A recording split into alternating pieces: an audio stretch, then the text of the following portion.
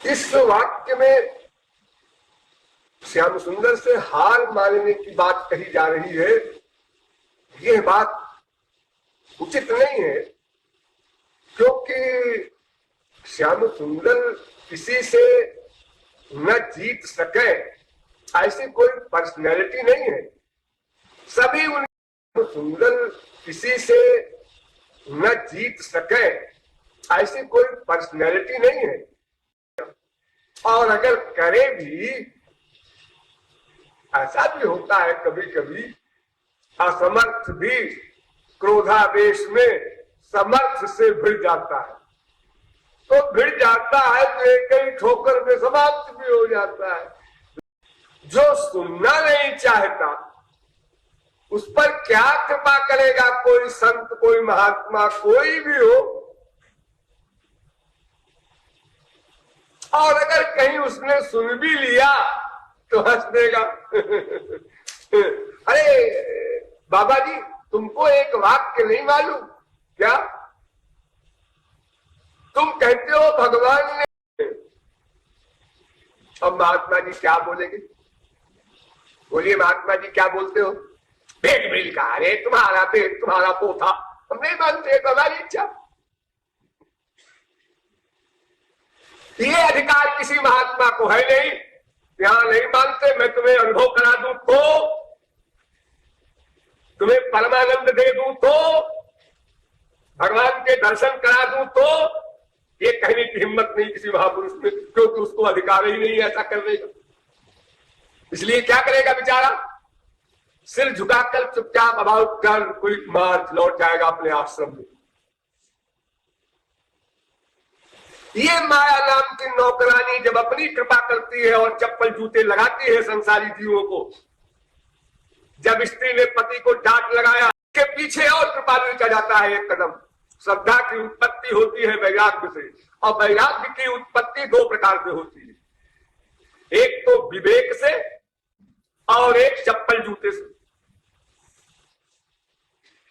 तो विवेक से वैराग्य होना ये तो पुस्तकों में लिखा है, फैक्ट में कहीं दिखाई नहीं पड़ता। और जहां दिखाई पड़ता है वह पूर्व जन्म के संस्कारी लोग हैं। अगर आप कहें अमुक महात्मा ऐसा हुआ, उसके शरीर भी ठीक है, रूप भी है, गुण भी है, बुद्धि भी है, ज्ञान भी है, परिवार भी है, सब कुछ है, कोई गड़बड़ नहीं है, फिर भी वो भगवान की ओर चला, तो ये बात एक अपवाद है नियम का। अर्थात तमाम जन्मों की उसकी कमाई थी, वो अचानक दे दी गई, इसलिए वो ऐसा बन गया। अब नियम ये है, जो गधा भी जानता है कि सुख के माथे सिल परो और नाम हृदय ते जाए, और बलिहारी वा दुख की कि पल पल नाम रटाए। जो कुंती ने वर मांगा था से और एक चप्पल जूते से। तो विवेक से वैराग्य होना ये तो पुस्तकों में लिखा है, फैक्ट में कहीं दिखाई नहीं पड़ता। और जहां दिखाई पड़ता है वह पूर्व जन्म के संस्कारी लोग हैं। अगर आप कहें अमुक महात्मा ऐसा हुआ, उसके शरीर भी ठीक है, रूप भी है, गुण भी है, बुद्धि भी है, ज्ञान भी है, परिवार भी है, सब कुछ है, कोई गड़बड़ नहीं है, फिर भी वो भगवान की ओर चला, तो ये बात एक अपवाद है नियम का। अर्थात तमाम जन्मों की उसकी कमाई थी, वो अचानक दे दी गई, इसलिए वो ऐसा बन गया। अब नियम ये है, पति दोष के संसार ये चप्पल लगाता है का मतलब माया चप्पल लगाता है।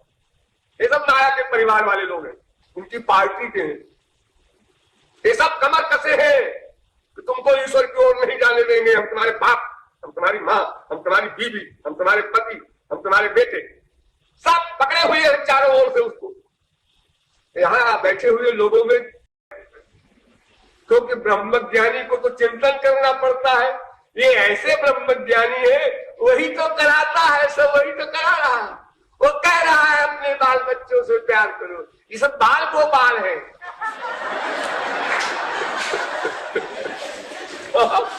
बड़े बड़े लेक्चरर है हमारे संसार में। ये हमारे सुख के लिए है, ये हमारा हित चाहते हैं, ये हमारे हितैषी है। जब इसका भंडा फोड़ करती है माया, तब जीव सतर्क होता है, यानी वैराग्य होता है। क्षणिक वैराग्य सही, क्षणिक वैराग्य भी होगा तो क्षणिक श्रद्धा होगी, तो क्षणिक संत समागम होगा, तो लाभ बहुत बड़ा मिलेगा। क्षण भर का भी, क्षण संगे न साधु तू, इतना बड़ा पापात्मा अजामिल, लेकिन क्षण भर का उसका संग, जो यमदूत और विष्णु दूतों का परस्पर संवाद हुआ वो उसने सुना और वैराग्य हो गया, निर्वेद हो गया उसको। गंगाधार मुपेया, और कुरुक्षेत्र में जाकर उसने फिर भक्ति की श्री कृष्ण की, मरा नहीं, और उसी जन्म में भगवत प्राप्ति की। और फिर विष्णुदूत ही आए, जमदूत की हिम्मत नहीं पड़ी जाने की, और वो लोग गए। अच्छा नहीं 10% की हुई, 10% हुई तो 10% लाभ मिलेगा। यानी स्पिरिचुअल लाभ लेने के लिए पात्र बनाने की जो परम आवश्यकता है वो वैराग्य से होगी, और वैराग्य तभी होगा जब ये धोखा देने वाले लोग अपने असली रूप में आ जाए। को बोलते हैं अधिक स्वार्थ है सिर भी झुका, हाथ भी झुका, वाणी भी झुकी, सब झुके, थोड़ा स्वार्थ है फर्क पड़ गया आवाज, और मामूली स्वार्थ है नमस्ते, एक हाथ से नमस्ते हो रहा। जितना स्वार्थ है उतनी हमारी क्रियाएं होती हैं प्रैक्टिकल। सब आप लोगों का अनुभव है, मुझे मैं कोई नई बात नहीं बता रहा हूं। बीबी रह गई तो देखो पति का विराट रूप, ये गुरुजी महाराज नहीं है, ये तो वगैरह वगैरह है। क्या क्या शब्द में बोलेगा क्या क्या उसका, उनको ठीक ठीक गाइड मिल जाता तो वो बहुत कुछ कर लेते, बहुत आगे बढ़ जाते। और जिनको ऐसा हिसाब जिनका बैठ गया, वास्तविक महापुरुष मिल गया और वास्तविक ज्ञान उसको हो गया, उसने एडमिट कर लिया, उसको गुरु रूप में वर्ण कर लिया, वो चल पड़ा ईश्वर की। कब स्पीड कम हो ज्यादा हो, देर में पहुंचे जल्दी पहुंचे, यही फर्क पड़ेगा, लेकिन जाएगा ईश्वर की ओर। यहां से प्रयाग जाना है किसी को, 40 मील का सफर है, कार से जाएगा 1.5 घंटे में पहुंचेगा, साइकिल से जाएगा 4 घंटे में पहुंचेगा, वो पैदल जाएगा 10 घंटे में पहुंचेगा। पहुंचेंगे सब, वो रायबरेली और लखनऊ की ओर नहीं जा रहे हैं इसलिए पहुंचेंगे, मंद गति से जाएंगे, देर में पहुंचेंगे। तो भगवान कहते हैं पहले शरण में आ जाओ, मेरी नौकरानी की शरणागति छोड़ दो, मेरे शरण में आ जाओ। आप लोग तू मेरी शरण में आ जा तो मैं कृपा कर दूं, है जिसका मन। आप भगवान ने तो कह दिया जो आए मन तू मेरी शरण में आ जा तो मैं कृपा कर दूं, तो मन कहता है कि आप कृपा कर दीजिए, मैं शरण में आने को तैयार, पक्का। अब पहले कौन करे? मन कहता है पहले कृपा करो, हमें तुम्हारे ऊपर विश्वास नहीं, हम शरणागत हो जाए और तुमको अंगूठा दिखा दो। भगवान कहते हैं पहले मैं कृपा नहीं करूंगा, पहले शरणागत हो जाओ फिर मैं कृपा करूंगा। पहले मैं कृपा कर दूंगा और तुम अभाव टन होके चल दो कि हम तो पा गए, नमस्ते। यानी दोनों को दोनों पर विश्वास नहीं है, इसलिए सारा झगड़ा चल रहा। आप लोग ऐसे खिड़की में हाथ डाल देते हैं, टिकट कहां जाओगे? बंबई। उसने झूठ बोलता, रुपया कहा दिया। अगर आप कहे पहले टिकट लाओ तो रुपया दे, वो कहे पहले रुपया लाओ तो टिकट दे, तो हो गया काम तुम्हारा, में कोई काम नहीं होगा। लेकिन भगवान की शरणागति का जब प्रश्न आता है तो हम कहते हैं पहले कृपा करो, भगवान कहते हैं नहीं पहले शरणागत हो जाओ। बस इसी झगड़े में 84 लाख में हम अनादिकाल से घूमते जा रहे हैं।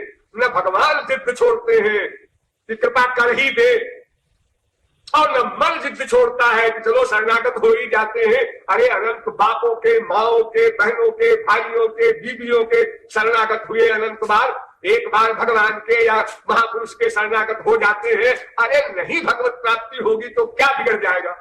हम संसार के शरणागत अनंत बार हुए तो क्या लड्डू पेड़ा मिल गया? ऐसे ही एक बार सट्टा इधर भी खेल देते हैं। लेकिन एक बार भी उसने न सोचा अनंत जन्मों में, और बाकी सब के शरणागत होता रहा। किसी के प्रति उसको जरा भी डाउट की बुद्धि नहीं हुई, सबके प्रति शरणागति, सबके प्रति विश्वास संसार में हो रहा है। और जब भगवान का प्रश्न आया तो पहले कृपा करेंगे, किसका हो रहा है? दोनों का हो रहा है, भगवान का भी लाभ हो रहा है, जीव का भी लाभ हो रहा है। 84 लाख में घूम रहा है ये अंतःकरण, ये आपके पास जो मन है ये अनादि है, सदा से है, ये कभी प्रारंभ नहीं हुआ। जब आप कुत्ते बने तो अंतःकरण का ज्ञान आपका जो इस समय का है वो आवृत हो गया। अब कुत्ते को जितना ज्ञान होता है उतना ज्ञान दिया गया आपको। अब जब आप गधे बने तो कुत्ते का ज्ञान छीन करके गधे की योनि वाले ज्ञान में लिमिटेड कर दी गई आपकी बुद्धि। बाकी ज्ञान भी सब है, वो कहीं गया नहीं, लेकिन वो पेंडिंग में रख दिया जाता है। जिस योनि में भेजा जाता है उस योनि की स्टेज का ज्ञान दिया जाता है। तो अनंत जन्मों में आप भटकते रहे, आपका लाश हुआ, रहा हुआ। और भगवान का लाश क्या हुआ? अरे भगवान को हमारे साथ साथ चलना पड़ा 84 लाख में, अकेले नहीं जाएंगे, साथ चलना पड़ेगा भगवान को। द्वादुपर्णा सयुजा सखाया, जहां जहां जीव जाएगा वहां वहां उसके साथ भगवान रहेगा, वरना जीव में चेतना शक्ति कौन देगा? जीव के कर्मों का हिसाब कौन रखेगा? एक कुत्ते की जोनी में कितने भगवान रहेगा, वरना जीव में चेतना शक्ति कौन देगा? जीव के कर्मों का हिसाब कौन रखेगा? एक कुत्ते की जोनी में कितने साल तक रहे? ये कुत्ता किसका बने? ये कार में चले या डंडे खाए गलियों में? कुत्ते कुत्ते में अंतर होता है, आदमी आदमी में अंतर होता है, गधे गधे में भी अंतर होता है। हर योनि में अलग अलग सुख दुख सबके होते हैं। वो उसके पिछले कर्म के अनुसार फल रूप में अपने आप को आने जाएंगे। क्यों? कर्म जड़, अपने आप फल कैसे बन जाएगा? हमने जो कर्म किया पिछले जन्म में या इसी जन्म में, वो अपने आप को फल बनेगा नहीं। उसको एक चेतन शक्ति चाहिए, सर्वज्ञ हो, न्यायी हो, पक्षपात न करे और ठीक समय पर फल दे। ये भगवान कर सकता है और किसी में सामर्थ्य नहीं है। तो मन तो शरणागत हो ही जाता है, कहा जाता है। अरे किसी को गुड़ की जगह चीनी मिलती है तो वो गुड़ नहीं खाता। तो ये संसार का जो आनंद है पूरा कबाड़ा, इसकी जगह पर कोई परमानंद का एक बिंदु क्या आभास भी मिल जाए तो कौन इसकी तरफ निगाह उठाकर देखेगा? अरे स्वर्ग का सुख अगर आप लोगों को मिल जाए तो मृत्यु लोक के सुख को लात मार दे। स्वर्ग लोक के सुख की बात कर रहा हूं। स्वर्ग लोक का सुख समझ लो रसगुल्ला, और मृत्यु लोक का सुख समझ लीजिए एक पाखाने के शक्ल में रहने वाला। रसगुल्ले की शक्ल हो लेकिन वो पाखाने का रसगुल्ला बना दो। तो अगर आपको रसगुल्ला कोई खाने को तो असली बड़ा अच्छा लगा, और नंबर 2 पाखाने वाला रख दे, वो पहले वाला भी निकल जाएगा, उल्टी हो जाएगी। इतना बड़ा अंतर है स्वर्ग के सुख से आपके मृत्यु लोक के सुख में। स्वर्ग के देवताओं के शरीर से ऐसी खुशबू आती है कि आप मूर्छित हो जाए, उस सुख को सह नहीं सकते। अगर स्वर्ग के देवता आपके शरीर के पसीने की बदबू उनकी नाक में चली जाए तो क्या हाल होगा उनका, ये अभी आप नहीं सोच सकते। यद्यपि आप लोग अनंत बार स्वर्ग में जा चुके हैं, लेकिन वो विस्मरण हो गया है, वो स्मरण नहीं रहता है, इसलिए फिर उसी की कामना करता है मनुष्य। अस्तु, अनंत जन्म बीत गए इस झगड़े में, न भगवान कृपा करने को तैयार और न मन शरणागत होने को तैयार। भगवान कहते हैं भाई एक बात है, अगर मैं कृपा कर दूंगा तो फिर मैं भगवान कहलाने लायक नहीं रहूंगा, तो मेरा लोग विश्वास नहीं करेंगे। विश्वास नहीं करेंगे? ऐसा कैसे आप कहते हैं? मैं ठीक कहता हूं, सिद्ध कीजिए। देखो, संसार में किसी के 4 बच्चे हैं, गाड़ी बचने का भी लेबर क्यों करो? भगवान अगर कृपा कर दे एक जीव पर बिना शरणागति के, तो अनंत संत जो हो चुके हैं पहले वो क्वेश्चन करेंगे, क्या आपके यहां कानून भी बदला करता है दुनिया भी गवर्नमेंट की तरह? क्या आपके यहाँ वो समदर्शित्व और अकाट्य वेद का लॉ सब निरर्थक है? जब आपने अनादिकाल से ये कानून बनाया कि शरणागत पर ही कृपा होगी, तो आपका कानून कैसे बदल गया, क्यों बदल गया? हमने तो इतनी मेहनत की, जन्मांतर सहस्रेषु, और इस पर कृपा हो गई ऐसे ही। तो फिर भगवान की भगवत्ता, समोहम सर्वभूतेषु, ये जो सिद्धांत है, मैं समदर्शी हूं, इसीलिए लोग भगवान पर विश्वास करते हैं ना। संसार में अगर कोई बलवान किसी गरीब को दबाता है, कष्ट देता है, तो गरीब यही तो कहता है, ठीक है सेठ जी, आपके पास पैसा है, खूब कर लो मनमानी, हमारा तुम्हारा फैसला भगवान के यहां होगा। उसे कॉन्फिडेंस है और बड़े जोर से बोलता है। ये जोर से बोलने का मतलब वो महापुरुष नहीं है, लेकिन इतना पेट भरा है गधों के दिमाग में भी, इंसान कुछ भी कर डाले भगवान को न्याय करेगा, पक्का करेगा, तुमको दंड मिलेगा सेठ जी, तुम बच नहीं सकते हो। सेठ जी नशे में है, क्यों सुनेगा? लेकिन वो गरीब जो कह रहा है, उसका हृदय वेद से युक्त है, विश्वास युक्त है। तो भगवान कहते हैं, मैं अपनी सारी हमारी जो पर्सनैलिटी है, जो हमारा सारा का सारा किया धरा है, सब चौपट करते हैं, भला कैसे करेंगे? हमारा कानून अकाट्य है, इसलिए भगवान सिद्ध परायण है। जो पर्सनैलिटी है, जो हमारा सारा का सारा किया धरा है, सब चौपट करते हैं, भला कैसे करेंगे? हमारा कानून अकाट्य है, इसलिए भगवान सिद्ध परायण है। यात्री को कुछ करने का अधिकार नहीं, वो बैठा रहेगा चुपचाप पर, इधर टांगा ले जाओ, उधर ले जाओ, कोई मतलब नहीं। यात्री कहता है कि जब मेरा घर आ जाएगा तो मैं कह दूंगा बस टांगा रोक दो, आ गए। उसके पहले मैं कुछ जानते नहीं हूं, मैं क्या बताऊं? ये यात्री कह रहा है, यानी आत्मा ऐसा कह रहा है। और चलाने वाला कौन है? सारथी यानी बुद्धि। और लगाम कौन है? रस्सी, मन। और इंद्रियां क्या है? घोड़े। ये शरीर क्या है? आपका रथ, यानी शरीर रथ है, इंद्रियां घोड़े है, मन लगाम है, बुद्धि ड्राइवर है, आत्मा मुसाफिर। और जाना है परमात्मा के पास। ये आत्मा का गंतव्य स्थल, एम, उद्देश्य। और इस स्थिति में सारा दारो मदार आकर रुकता है बुद्धि के ऊपर। बुद्धि के ऊपर, बुद्धि जिधर कहेगी बस, यानी जिधर कोई इशारा करेगी बुद्धि, इंद्रियां उसी तरफ चलेंगी, घोड़े उसी तरफ चलेंगे और रथ उसी तरफ अपने आप चले जाएंगे। पूर्व पश्चिम उत्तर दक्षिण, राइट साइड हो रॉन्ग साइड हो, और रथ चलता रहेगा हमेशा, रथ रुक भी नहीं सकता है। आगे गया, पीछे आया, भूल भाल गया। इतनी जल्दी भूल जाता है मनुष्य कि आश्चर्य होता है। दिन में 10 बार यही नाटक होता है, मेरी बीवी अच्छी है, बहुत खराब, बहुत अच्छी, बहुत खराब, मेरा बेटा बहुत अच्छा, बहुत खराब, बहुत अच्छा, बहुत खराब। अरे कुछ तय हुआ? क्या तय होगी? उसके व्यवहार के अनुसार हमारा जजमेंट होता है, और उसका व्यवहार परिवर्तनशील है, इसलिए जजमेंट भी परिवर्तनशील है। जीवात्मा निरर्थक पिस रहा है इन दोनों के झगड़े में, 84 लाख में घूमने का एक चक्कर बेचारे जीवात्मा को भोगना पड़ रहा है। तो जीवात्मा अपने पिता से कहता है कि आप तो हमारे पिता हैं, क्या छोटों के मुंह लगते हैं। हमारी दुनिया में अगर कोई छोटे को इंपॉर्टेंस दे, महत्व दे, तो महत्व देने वाले को लोग कहते हैं बेवकूफ है। अरे उसके मुंह क्यों लगते? को महत्व मत दो। वो गाली बक रहा है, हम सुन ले बहन के मुंह लगते हो, गाली पकड़े दो, तुम चले जाओ अपना।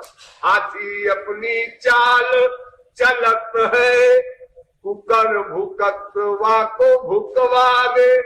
अगर हाथी ये सोचे कि ये छोटा सा कुत्ता हमको भूख रहा है, इसको मैं दुरुस्त कर दूंगी, तो बेचारी वो हाथी फिर यही किया करे दिन रात। उसकी शोभा क्या रही फिर वो? अरे भूखने दो उनको। हम लोग थक के खड़े हो जाते, दूसरी कार आई फिर भागे। क्यों करते हैं? भागत है क्यों करते हैं? क्या मिलता है उनको ऐसा करने से? वो गुस्सा करके करते हैं या व्यायाम के पीछे साथ साथ भोगते हुए। तो बस हमारा भी यही हाल है। तो जीव कहता है आप हमारे पिता हैं और इतने महान हैं, तो आपको इतने छोटे के मुंह नहीं लगना चाहिए। अरे तो मुंह नहीं लगे का मतलब क्या होता है कि मैं हार मान लूं, अपना कानून बदल दूं? नहीं, कानून बदलने को हम नहीं कह रहे हैं, लेकिन हम तो कह रहे हैं कि आपका जो एक और स्पेशल कानून है कृपा करने का। अरे तो कृपा करने का स्पेशल कानून तो बता रहा हूं मैं कि तुम शरणागत हो जाओ तो मैं स्पेशल कृपा करूं। शरणागति कोई मूल्य है क्या चुका रहे हो? अरे भाई मैं तो जो कृपा कर रहा हूं उसका मूल्य नहीं मांग रहा हूं, मैं तो केवल ये कह रहा हूं कि मैं कृपा करने को तैयार हूं, तुम शरणागत हो जाओ। तो कृपालु कहता है महाराज बिना शरणागति के कृपा नहीं हो सकती क्या? अकारण शब्द आया है आपके नाम के साथ, अकारण करुणा कर, बिन हेतु सनेही, बिना कारण के कृपा करने वाले हैं आप। शरणागति अगर हुई तो कारण है उसमें, कारण तो आ गया। आपने तो बड़े आराम से कह दिया शरणागत हो जाओ, लेकिन आप जानते हैं शरणागत होना कितना कठिन है। ये वाक्य सुनते सुनते कान पक गए और सोचा भी हम लोगों ने शरणागत हो जाए, पर कहीं शरणागत हो जाए, हो कैसे जाए? होते हैं फिर बिगड़ जाता है, फिर बनाते हैं फिर बिगड़ जाता है। वो स्थिर नहीं रहती शरणागति। बड़ी अच्छी भावना हुई, कितनी कृपा कर रहे हैं हमारे गुरु जी, कितने दयालु हैं, कितनी बड़ी चीज दे रहे हैं, इनको प्राण दे दे तो भी अमृत नहीं हो सकते, और फिर बिगड़ गया। मैं कह रहा हूं परसों से कि लेक्चर दीजिए, आके बैठ जाते हैं, बोलते हैं नहीं जैसे कोई अपने, तो फिर कर तो कृपा ना। बिना शरणागति के मैं अकारण तरुण हूं, ये बात तुम मान लो, मैं कृपा कर दूंगा। फैसला मान लो, मैं अकारण तरुण हूं, ये मान लो बाबा बस। ये फेक नहीं है, ये तो तुम किसी बात पर तैयार नहीं हो, कृपा चाहते हो। अरे भाई विश्वास कर लो, मैं अकारण तरुण हूं, बस मैं कृपा कर दूंगा। यही तो झगड़ा है, शरणागति में भी यही रुकावट है, सब जगह वही तो एक गड़बड़ कर रहा है। तो हमारा अंतःकरण वो विश्वास करने को तैयार नहीं। तो साहब फिर आप ये क्यों कहते हैं कि आप अकारण तरुण? तो मत बोलिए, और अगर आप मुझे अकारण तरुण कहते हैं तो मानिए, और अगर आप मान लीजिए तो मैं तत्काल कृपा कर दूंगा और आपका काम हो जाएगा, आपको कुछ भी लेबर नहीं करना पड़ेगा। ये कृपालु का फैसला है। मन ने सुन लिया, सिर नीचे